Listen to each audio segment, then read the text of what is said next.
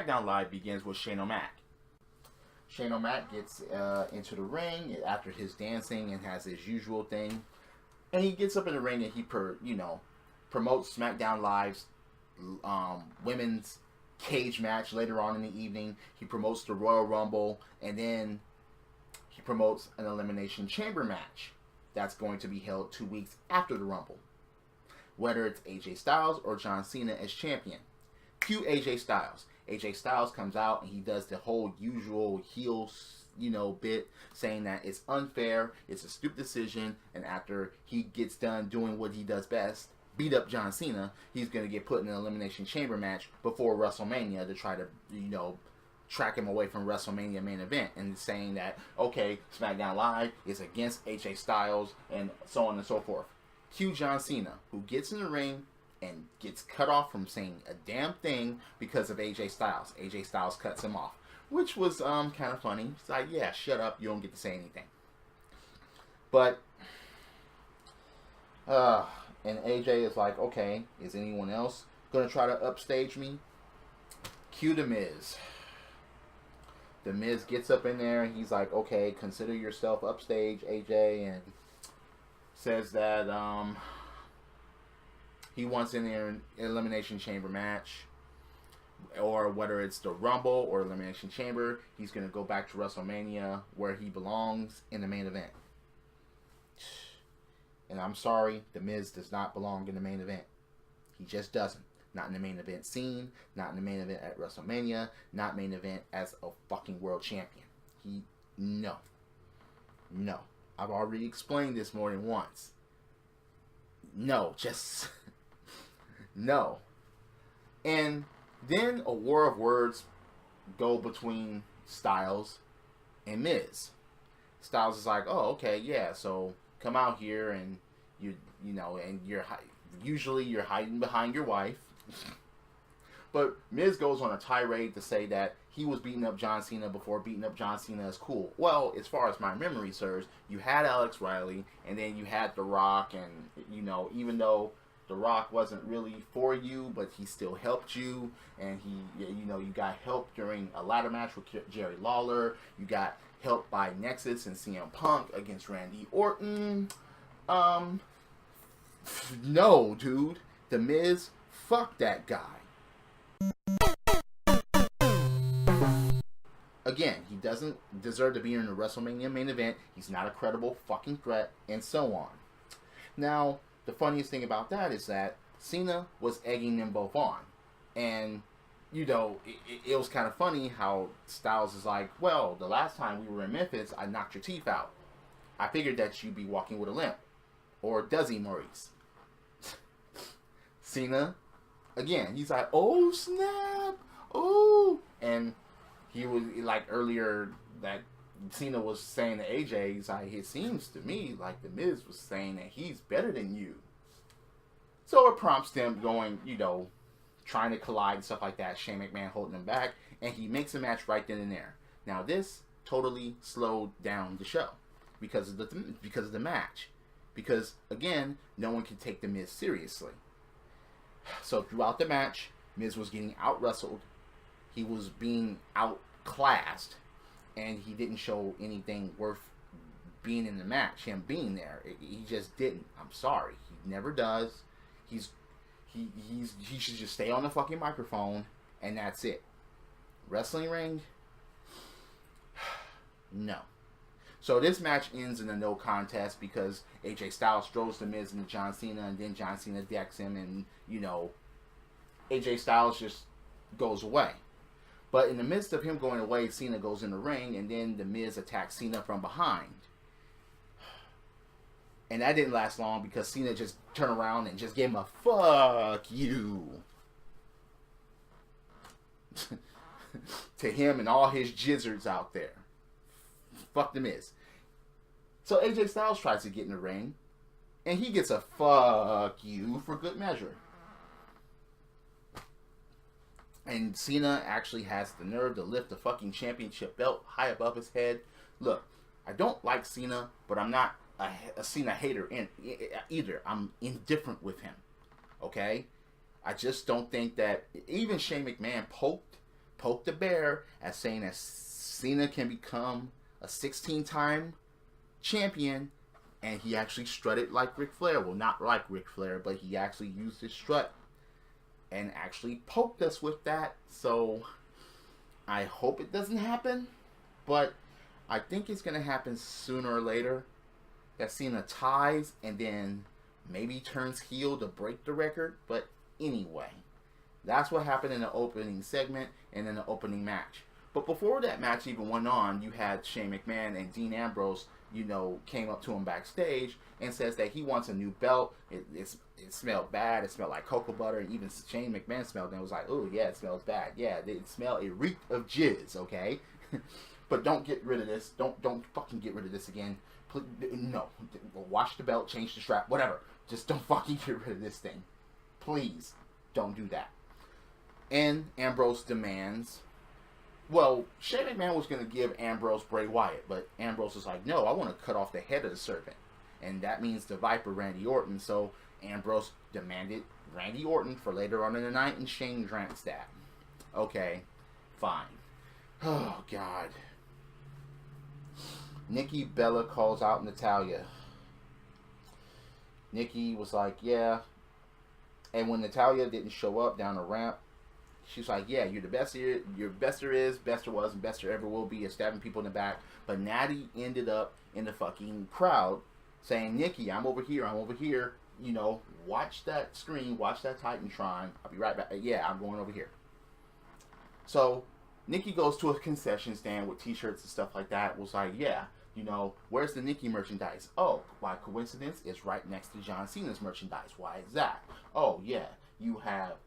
Dolph Ziggler, and they even had a Bret Hart shirt, and she's like, where's my shirt? And she takes the Nikki merchandise and the John Cena merchandise. He's like, I'm going to throw this where it belongs, in the trash.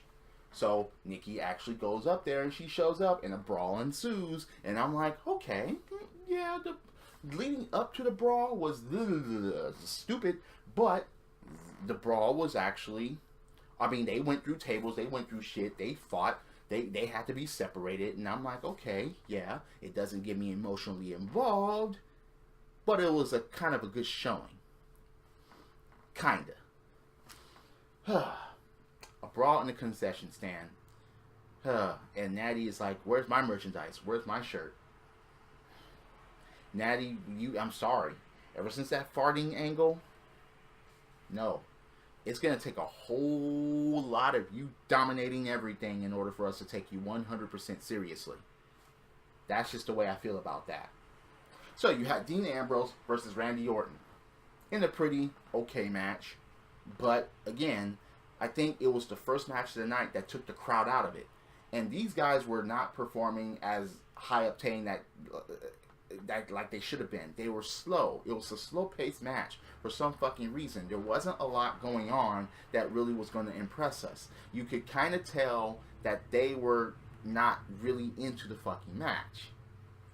Even though it was better than the first match of the night, but still, it was kind of slow. It generally was. And how this match came to an end is like, okay, we see where this is going, and they're just going to just play it as slow as possible to go right into it.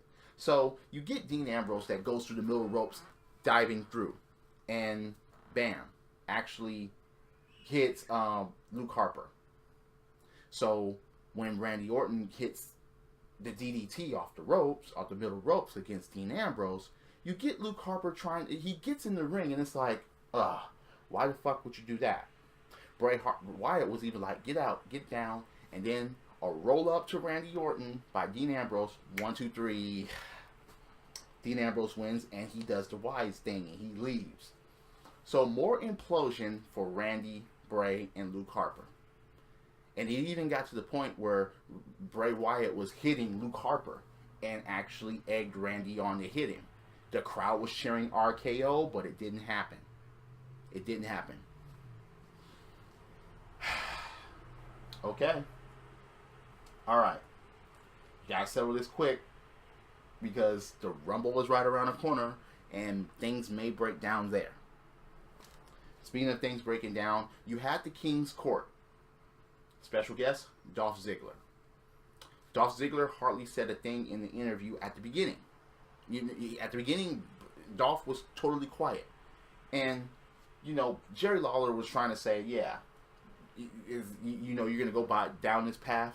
You're going to go down this path, and you place a replay of Dolph smacking Kalisto and fucking Apollo Crews with chairs and stuff like that. It's like, look, you don't want to be going down this path. But Dolph Ziggler, he tried to walk away. He's like, look, you're not going to talk? You're not going to say anything?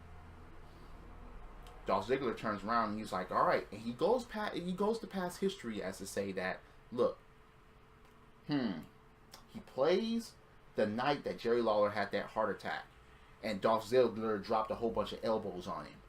And he's like, so, you didn't even want to face me until now. You blame me for your heart attack.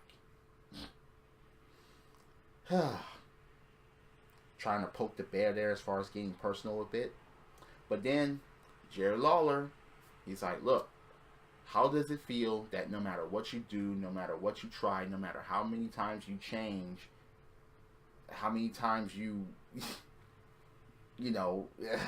he's like, you're still a loser. So, what does Dolph do?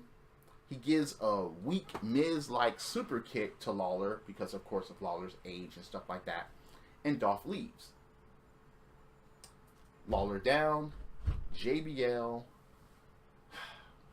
gets up in the ring. Kind of slow and kind of, getting into the ring. But it was kind of funny to see that JBL would even get in that position to, come to an 8 for a friend. Fine. But you can actually hear Jerry Lawler's like, Ziggler! If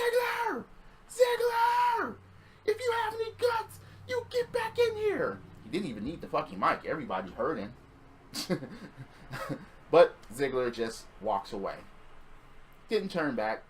Didn't walk back down the aisle. And the truth is, he didn't need to. He just didn't. Play that heel game. But fucking, if you're going to do this, do some shit so we can actually take this guy seriously. Give him one of these or fucking something and let him fucking run with it for a while. Please. Please. So, you get to the last match of the night. The steel cage match for the women's championship. The Smackdown Women's Championship. Alexa Bliss versus Becky Lynch. They could have picked something other than a steel cage for this match. Because the steel cage, yeah, I can understand to try to keep people out, and that still didn't fucking work. But the cage was hardly used. There was hardly any high flying. There was hardly any big bumps taken. I understand why, but there was an exploder off the middle fucking ropes. And even the crowd was chanting, "This is awesome." The funniest part about that is, the first match of the night with WWE Champion didn't even get that fucking chant. You want to know why? Because of his fucking opponent. Think about that. So, you get the climax of the match. La Luchadora shows up. Whoa. And just stands like this in the middle of the fucking cage, in the doorway. In the doorway. Kick that woman, go down, and fucking escape. Why the fuck didn't that happen? That makes no fucking sense to me. I was like, no, you're ruining this. But the disarmor gets put on. La Luchadora.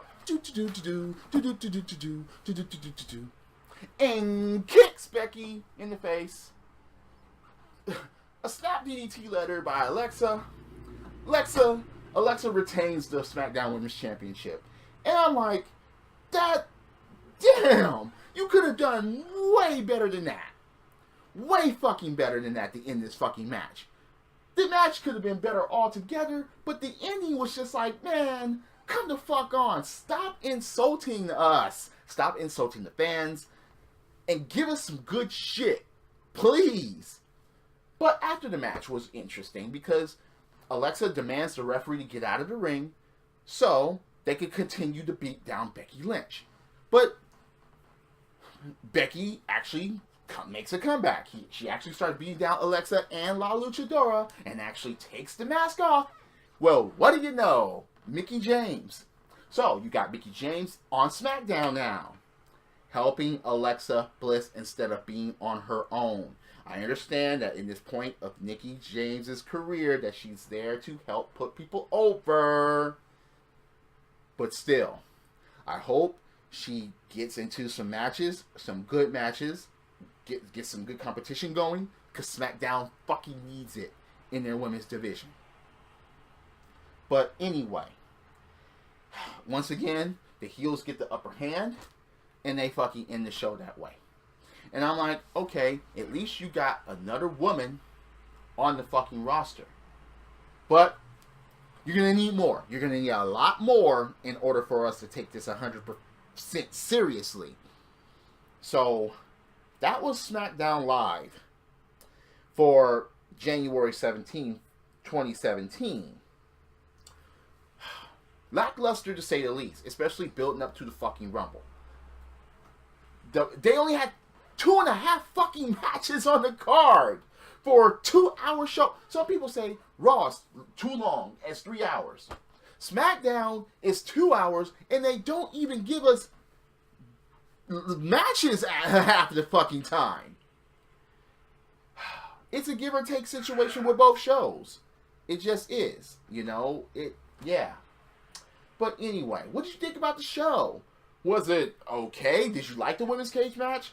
Did you like The Miz versus AJ Styles? That wasn't shit to me.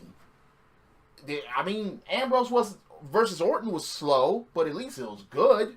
It was good to a certain extent. Fuck. Oh, God. Tell me what you think in the comment section below. Please. Is there hope for either of these shows? Raw at least had a couple of good breakdowns with action involved. Just saying. Drop kicks, body slams, throw motherfuckers over the top rope, both feet in the floor. That event's coming up soon. Yes, I'm a wrestling fan. This is the theme, and I'll see you later. Credits.